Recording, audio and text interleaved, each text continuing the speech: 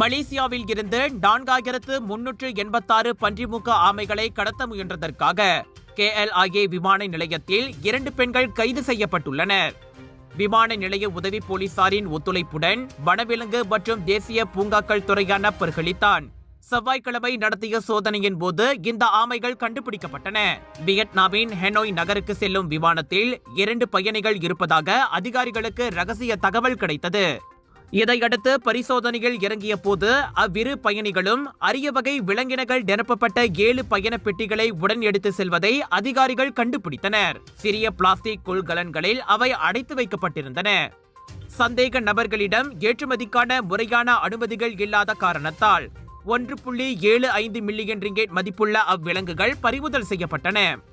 2010 வனவிலங்கு பாதுகாப்பு சட்டம், 2008 அழிந்து வரும் உயிரினங்களின் வர்த்தக தடை சட்டம் ஆகியவற்றின் கீழ் இச்சம்பவம் விசாரிக்கப்படுகிறது. அவ்விரு சட்டங்களுமே பாதுகாக்கப்பட்ட வனவிலங்குகளை முறையான அங்கீகாரம் இல்லாமல் ஏற்றுமதி செய்வதை தடை செய்கின்றன.